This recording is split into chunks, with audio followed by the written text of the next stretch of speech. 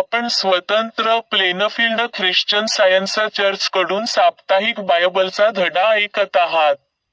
Plainfield, अमेरिकेच्या New Jersey येथे आहे. अधिक माहितीसाठी आमच्या वेबसाईटला भेट द्या. www.plainfieldcs.com. हा धडा आहे रविवारी 7 जून 2026. विषय: एकमेव कारण आणि निर्माणकर्ता देव. सोनेरी मजकूर. योहान. जगाची उत्पत्ती होण्यापूर्वी शब्द अस्तित्वात होता. तो शब्द देवाबरोबर होता, आणि शब्द देव होता. उत्तरदायी वाचन.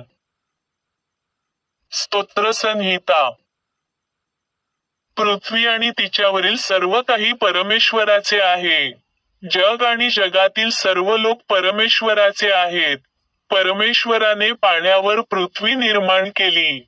ती त्याने नद्यांवर निर्माण केली. परमेश्वराच्या डोंगरापर्यंत कोण जाऊ शकेल? परमेश्वराच्या पवित्र मंदिरात कोण उभा राहू शकतो? तिथे कोण उपासना करू शकतो? ज्या लोकांनी वाईट कृत्ये केली नाहीत, ज्यांचे हृदय शुद्ध आहे, ज्यांनी माझ्या नावाचा उपयोग असत्य सत्य वाटावे यासाठी केला नाही आणि जे खोटे बोलले नाहीत व ज्यांनी खोटी आश्वासने दिली नाहीत, असेच लोक तिथे आराधना करू शकतील. चांगले लोक इतरांना आशीर्वाद देण्यासाठी परमेश्वराला विनंती करतात. ते चांगले लोक देवाकडे, त्यांच्या त्रात्याकडे चांगुलपणाची मागणी करतात. वेश्येंनो, आपले मस्तक उंच करा. जुन्या दरवाजांनो, उघडा, म्हणजे तो गौरवशाली राजा आत येईल. तो गौरवशाली राजा कोण आहे? परमेश्वरच तो राजा आहे. तोच बलवान सैनिक आहे. परमेश्वरच तो राजा आहे. तोच युद्धातला नायक आहे. वेश्येंनो, तुमची मस्तके उंच करा. प्राचीन दरवाजांनो, उघडा, म्हणजे तो गौरवशाली राजा आत येईल. तो गौरवशाली राजा कोण आहे? सर्वशक्तिमान परमेश्वरच तो राजा आहे. तोच तो गौरवशाली राजा आहे. धडा उपदेश. बायबल पासून. यशया. परमेश्वर, माझा प्रभू सर्व सामर्थ्यानिशी येत आहे. लोकांवर अधिकार चालविण्यासाठी तो त्याचे सामर्थ्य वापरील. तो निर्गम. नंतर मोशे व इस्रायल लोक परमेश्वराला हे गीत गाऊ लागले. मी परमेश्वराला गीत गाईन, कारण त्याने महान कृत्ये केली आहेत. घोडा व स्वार यांना त्याने समुद्रात फेकून दिले आहे. त्याने फारोचे रथ व स्वार यांना समुद्रात फेकून दिले. त्याने फारोचे उत्तम लष्करी अधिकारी तांबड्या समुद्रात बुडविले. तुझ्या वैभवशाली सामर्थ्याने तू तुझ्याविरुद्ध बंड करून उठणाऱ्यांचा नाश करतोस. अग्नीने वाळलेल्या गवताच्या काड्या जाळाव्या तसे तू त्यांना तुझ्या रागाने जाळून भस्म करतोस. तू वाहविलेल्या जोराच्या वाऱ्याने पाणी राशी सारखे उंच उभे राहिले व जोराने वाहणाऱ्या पाण्याची टणक भिंत झाली. समुद्राचे पाणी अगदी खोलवर घट टणक बनले. शत्रू म्हणाला, मी त्यांचा पाठलाग करीन, त्यांना गाठीन, मी त्यांची सर्व संपत्ती लुटून घेईन. त्यामुळे माझा जीव तृप्त होईल. माझ्या तलवारीने त्यांचे सर्व काही हिरावून घेईन. माझ्या हातांनी त्यांचे सर्व काही मी स्वतः करिता घेईन. परंतु तू त्यांच्यावर फुंकर वायू सोडलास आणि समुद्राच्या पाण्याने त्यांना गडप केले. ते शिशाप्रमाणे समुद्रात खोल पाण्यात तळापर्यंत बुडाले. तू उद्धारिलेल्या लोकांना तू तुझ्या दयाळूपणाने चालविले आहेस. तुझ्या सामर्थ्याने तू त्यांना तुझ्या पवित्र आणि आनंददायी प्रदेशात नेले आहेस. मोशे इस्रायल लोकांना तांबड्या समुद्रापासून पुढे घेऊन गेला. निर्गम. मी यावे तुझा प्रभू, तुझा देव आहे. तुम्ही मिसरमध्ये गुलाम होता तेव्हा मीच तुम्हाला तेथून गुलामगिरीतून सोडवून आणले. निर्गम. सर्व इस्रायल लोक सीनच्या रानातून एकत्र प्रवास करत गेले. परमेश्वराने त्यांना आज्ञा केल्याप्रमाणे ते ठिकठिकाणाहून प्रवास करत रफिदीम येथे गेले आणि त्यांनी तेथे तळे दिला. तेथे त्यांना प्यावयास पाणी नव्हते. तेव्हा इस्रायल लोक मोशेविरुद्ध उठले व त्याच्याशी भांडू लागले. ते म्हणाले, आम्हाला प्यावयास पाणी दे. मोशे त्यांना म्हणाला, तुम्ही माझ्याविरुद्ध का उठला आहात? तुम्ही परमेश्वराची परीक्षा का पाहत आहात? परंतु लोक तहानेने कासावीस झाले होते म्हणून ते मोशेकडे कुरकुर करीतच राहिले. ते म्हणाले, तू आम्हाला मिसर देशातून बाहेर का आणलेस? आमची मुलेबाळे, गुरेढोरे यांना पाण्यावाचून मारण्यासाठी तेथून आम्हाला तू येथे आणलेस काय? तेव्हा मोशे परमेश्वराकडे धावा करून म्हणाला, मी या लोकांना काय करू? ते मला ठार माराव्यास उठले आहेत. परमेश्वर मोशेला म्हणाला, तू इस्रायल लोकांपुढे जा. त्यांच्यापैकी काही वडीलधारी म्हणजे पुढारी माणसे तुझ्याबरोबर घे. नाईल नदीच्या पाण्यावर तुझी काठी आपटली होतीस ती तू तुझ्याबरोबर घे. होरेब डोंगरावरील एका खडकावर म्हणजे सिनाय डोंगरावरील एका खडकावर मी तुझ्या पुढे उभा राहीन. त्या खडकावर ती आपट म्हणजे त्या खडकातून पाणी बाहेर येईल. मग लोकांनी ते प्यावे. मोशेने हे सर्व केले आणि इस्रायल लोकांच्या वडीलधाऱ्या माणसांनी म्हणजे पुढाऱ्यांनी ते पाहिले. मोशेने त्या ठिकाणाचे नाव मरीबा व मस्सा ठेवले. कारण या ठिकाणी इस्रायल लोकांनी परमेश्वराविरुद्ध बंड केले आणि त्यांनी त्याची परीक्षा पाहिली. परमेश्वर त्यांच्याबरोबर आहे किंवा नाही हे त्यांना पाहावयाचे होते. निर्गम. माझ्याशिवाय इतर कोणत्याही दैवतांची तू उपासना करू नयेस. लोक. मग आत्म्याच्या सामर्थ्यात येशू गालिलास परतला आणि मत्तय. येशूविषयीची बातमी सर्व सुरिया देशभर पसरली. मग जे दुखणेकरी होते, ज्यांना नाना प्रकारचे रोग व आजार होते, ज्यांना भूतबाधा झाली होती, जे फेफरेकरी व पक्षाघाती होते अशा सर्वांना लोकांनी त्याच्याकडे आणले आणि त्याने त्यांना बरे केले. मत्तय. तेव्हा एक कुष्ठरोग झालेला मनुष्य त्याच्याकडे येऊन वाकून त्याच्या पाया होऊन म्हणाला, प्रभू, तुमची इच्छा असेल तर तुम्ही मला शुद्ध करण्यास समर्थ आहात.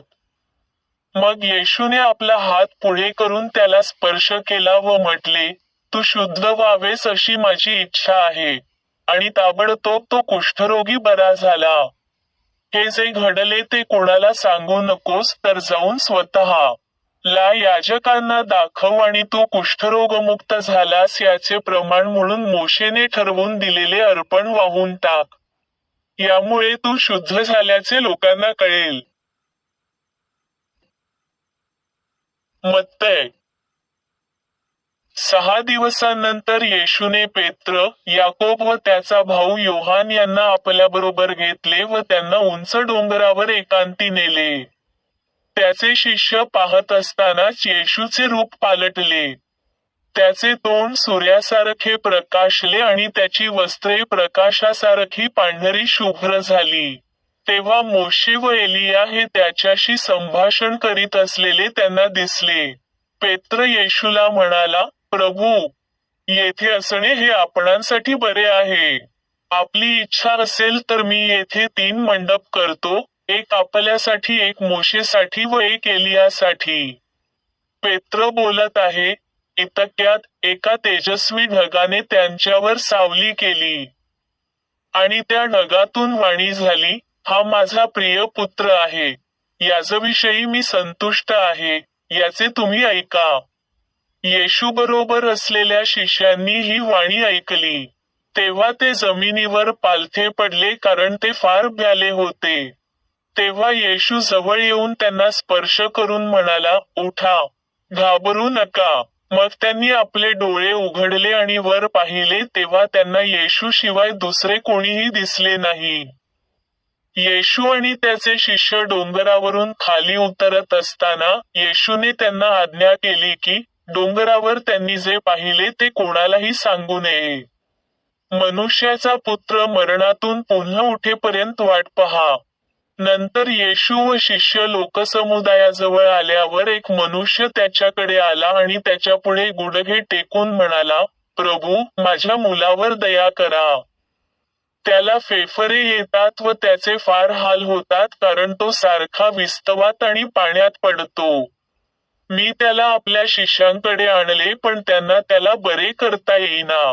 येशूने उत्तर दिले, अहो अविश्वासू विपरीत पिढीच्या लोकांनो, मी तुमच्याबरोबर आणखी कोठवर राहू? मी तुमचे किती सहन करू? त्याला माझ्याकडे आणा. येशूने त्या मुलामध्ये असलेल्या भूताला कडक रीतीने धमकावले. तेव्हा ते भूत त्याच्यातून निघून गेले आणि त्याच घटकेला तो मुलगा बरा झाला. नंतर शिष्य एकांती येशूजवळ येऊन म्हणाले, आम्हाला त्याच्यातील भूत का काढता आले नाही? तेव्हा तो म्हणाला, तुमच्या अल्पविश्वासामुळे. मी तुम्हाला खरे सांगतो, तुमच्यात जर मोहरीच्या दाण्याएवढा विश्वास असेल तर तुम्ही या डोंगराला म्हणू शकता, येथून निघून तेथे जा, तर तो डोंगर जाईल. तुमच्यासाठी काहीही अशक्य असणार नाही. योहान, मी तुम्हाला खरे सांगतो, मी जी कामे करतो ती कामे माझ्यावर विश्वास ठेवणाराही करील. आणि त्यापेक्षाही मोठी कामे करील, कारण मी पित्याकडे जातो. योहान, कामे करतो. जो पिता आहे तो स्वतः कामे करतो.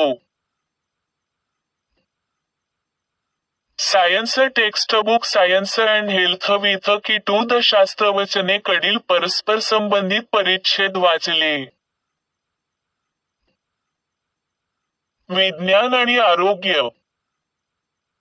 सृजनात्मक तत्व, जीवन, सत्य आणि प्रेम हे ईश्वर आहे. हे विश्व ईश्वराचे प्रतिबिंब आहे. निर्माता एकच आहे आणि निर्मितीही एकच आहे. ही निर्मिती आध्यात्मिक कल्पना आणि त्यांच्या अस्मितांच्या प्रकटीकरणातून घडते, ज्या अनंत मनात सामावलेल्या आहेत आणि ज्यांचे प्रतिबिंब कायमचे उमटत राहते.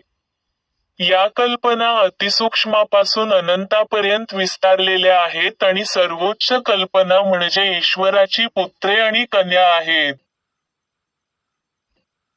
मोशेने यहोवाच्या 10 शिष्यांना दिलेली पहिली आज्ञा घोषित केली, माझ्यासमोर तू इतर देवांना मानू नकोस.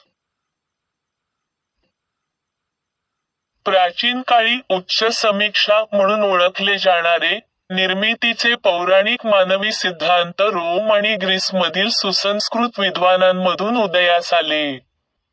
परंतु त्यांनी दैवी मनाद्वारे झालेल्या निर्मितीच्या अचूक दृष्टिकोनासाठी कोणताही आधार दिला नाही. मरणशील मानवाने मानवी संकल्पनांद्वारे देवत्वाला तुच्छ लेखण्यासाठी आपल्या डोळ्यांशी करार केला आहे. भौतिक इंद्रियांच्या संगतीत मानव सर्व गोष्टींकडे मर्यादित दृष्टिकोनातून पाहतो. देव देहधारी किंवा भौतिक आहे, हे कोणत्याही मनुष्याने मान्य करू नये. पवित्र शास्त्राचे शास्त्रीय विवेचन योग्यरित्या जुन्या कराराच्या सुरुवातीपासून सुरू होते. याचे मुख्य कारण म्हणजे देवाच्या वचनाचा आध्यात्मिक अर्थ, त्याच्या सुरुवातीच्या अभिव्यक्तींमध्ये. अनेकदा तत्कालीन संदर्भामुळे इतका दडपला जातो की त्याला स्पष्टीकरणाची गरज भासते. याउलट, नव्या करारातील कथा अधिक स्पष्ट आहेत आणि थेट हृदयाच्या जवळ जातात. येशू त्यांवर प्रकाश टाकतो. नश्वर अस्तित्वाची दारिद्र्यता दाखवतो, परंतु मानवी गरजा आणि दुःखाची भरपाई आध्यात्मिक लाभाने भरभरून करतो. सत्याचे मूर्तिमंत रूप, आश्चर्य आणि वैभवाचे ते विशाल रूप जे देवदूत केवळ कुजबुजू शकत होते आणि जे ईश्वराने प्रकाश व सुसंवादाने प्रकट केले, ते सर्वव्यापी प्रेमाशी सुसंगत आहे. येशूने शिकवलेला ख्रिस्ती धर्म हा कोणताही पंथ, विधींची प्रणाली किंवा कर्मकांडी यहोवाकडून मिळालेली विशेष देणगी नव्हता. तर तो केवळ ख्रिस्ताच्या किंवा सत्याच्या नावाने नव्हे, तर सत्याचे प्रकटीकरण करून चूक दूर करणाऱ्या आणि आजारी लोकांना बरे करणाऱ्या दैवी प्रेमाचे प्रदर्शन होते, जसे दैवी प्रकाशाच्या चक्रांमध्ये घडणे आवश्यक आहे. अनेकांचा असा विश्वास आहे की येशूच्या काळात होऊन गेलेल्या एका न्यायाधीशाने अशी नोंद केली आहे. त्याचा धाक भयंकर आहे. आपल्या प्रभूंची कठोर भाषा या वर्णनाची पुष्टी करते. चुकीबद्दल त्याने दिलेली एकमेव सभ्य शिक्षा होती, माझ्यापासून दूर हो, सैताना. येशूची कानउघाडणी नेमकी आणि भेदक होती याचा आणखी प्रबळ पुरावा त्याच्या स्वतःच्या शब्दांत आढळतो. जे भूते काढताना आणि आजारी व पापी लोकांना बरे करताना अशा जोरदार शब्दांची आवश्यकता दर्शवते. चुकीचा त्याग केल्याने भौतिक जाणीव तिच्या खोट्या दाव्यांपासून मुक्त होते. खडकातून झरे वाहत होते आणि आकाशातून मान्ना पडत होता. राष्ट्रीय समृद्धीमध्ये हिब्रूंच्या यशासोबत चमत्कार घडत होते. पण जेव्हा ते खऱ्या विचारांपासून दूर गेले, तेव्हा त्यांच्या नैतिकतेचा ऱ्हास सुरू झाला. चुकीचा नायनाट करणारे हे महान सत्य आहे की, ईश्वर, जो सद्गुणी आहे, तोच एकमेव मन आहे. आणि त्या अनंत मनाची काल्पनिक विरोधी संकल्पना, ज्याला सैतान किंवा दुष्टता म्हटले जाते, ती मन नाही, सत्य नाही. तर बुद्धी किंवा वास्तविकता नसलेली एक चूक आहे. मन एकच असू शकते, कारण ईश्वर एकच आहे. आणि जर मानवांनी दुसऱ्या कोणत्याही मनाचा दावा केला नसता आणि दुसरे काहीही स्वीकारले नसते, तर पाप अज्ञात राहिले असते. विचार, बीज किंवा फुलाचे एकमेव बुद्धिमत्ता किंवा सार म्हणजे त्याचा निर्माता परमेश्वर होय. मन हा सर्वांचा आत्मा आहे. मन हे जीवन, सत्य आणि प्रेम आहे, जे सर्वांवर शासन करते. जी शक्ती पाप बरे करते, तीच आजारपणही बरे करते. जेव्हा ख्रिस्ताने मुकेपणाचा सैतान काढला, तेव्हा असे झाले की, सैतान निघून गेल्यावर मुका बोलू लागला. आज इस्रायलच्या पवित्र देवाला मर्यादित करून आणि देव रानात मेष तयार करू शकतो का? असा प्रश्न विचारून यहुद्यांनी केलेल्या अपराधाची पुनरावृत्ती होण्याचा धोका आहे. देव काय करू शकत नाही? भौतिक प्रतिकारापेक्षा आध्यात्मिक शक्ती श्रेष्ठ आहे यावर विश्वास ठेवण्यास दैवी अधिकार आहे. चमत्कार ईश्वरी नियम पूर्ण करतो, पण त्या नियमाचे उल्लंघन करत नाही.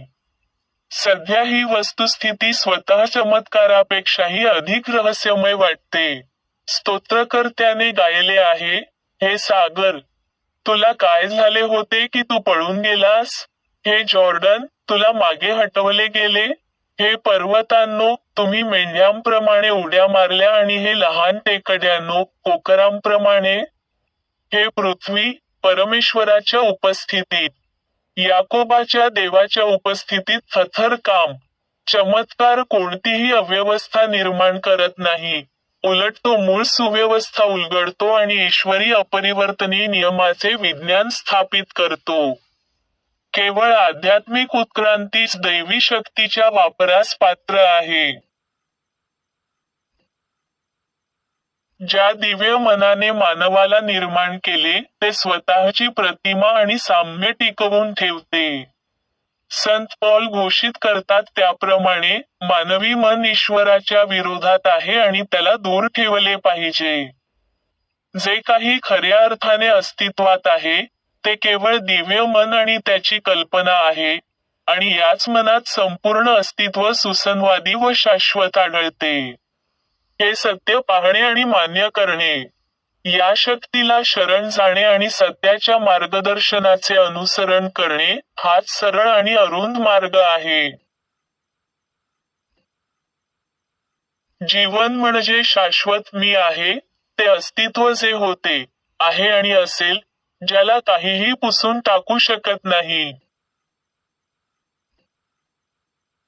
ज्याप्रमाणे इस्रायलच्या मुलांना मानवी भीतीची गडद भरती ओहोटी पार करून तांबड्या समुद्रातून विजयीपणे मार्ग दाखवण्यात आला, ज्याप्रमाणे त्यांना मानवी आशांच्या विशाल वाळवंटातून थकून चालत प्रतिज्ञा केलेल्या आनंदाची अपेक्षा करत अरण्यातून नेण्यात आले, त्याचप्रमाणे आध्यात्मिक कल्पना सर्व सत्व इच्छांना इंद्रियांपासून आत्म्याकडे, अस्तित्वाच्या भौतिक जाणीवेपासून आध्यात्मिकतेकडे आणि देवावर प्रेम करणाऱ्यांसाठी तयार केलेल्या गौरवापर्यंतच्या प्रवासात मार्गदर्शन करेल. मी आता चर्च मॅन्युअलमध्ये दिलेल्या मेरी बेकर एडी कडून 3 दैनंदिन कर्तव्ये वाचू. रोजची प्रार्थना. दररोज प्रार्थना करणे हे या चर्चमधील प्रत्येक सदस्याचे कर्तव्य असेल. तुझे राज्य ये. माझ्यामध्ये दैवी सत्य, जीवन आणि प्रीती यांचे राज्य स्थापित व्हावे आणि माझ्यापासून सर्व पापांवर राज्य करू द्या. आणि तुझे शब्द सर्व मानवजातीचे स्नेह समृद्ध करू आणि त्यांच्यावर राज्य करू दे. हेतू व कृतींचा नियम. द मदर चर्चच्या सदस्यांच्या हेतू किंवा कृतीबद्दल वैरभाव किंवा केवळ वैयक्तिक आसक्तीच उत्तेजन देऊ नये. विज्ञानात दैवी प्रेम एकट्याने माणसावर राज्य करते, आणि एक ख्रिश्चन वैज्ञानिक प्रेमात गोड सुविधांना प्रतिबिंबित करते, पापाची निंदा करते, खरा बंधुता, दानशूरपणा आणि क्षमा यामध्ये. या चर्चमधील सदस्यांनी दररोज सर्व प्रकारच्या वाईटापासून वाचलेले, भविष्य सांगण्यापासून, न्यायनिवाड्यापासून, निंदा करण्यापासून, समुपदेशनातून, प्रभाव पाडण्यापासून किंवा चुकीच्या मार्गाने प्रभावित होण्यापासून वाचण्यासाठी प्रार्थना करावी. कर्तव्याची सतर्कता. आक्रमक मानसिक सूचनेविरुद्ध दररोज स्वतःचा बचाव करणे, आणि देव, त्याचा नेता आणि मानवजातीबद्दल त्याच्या जबाबदार पूर्णविराम हलत या विसरणे किंवा दुर्लक्ष करणे हे या चर्चमधील प्रत्येक सदस्याचे कर्तव्य असेल. त्याने केलेल्या कृत्यांबरोबरच त्याचा न्याय होईल.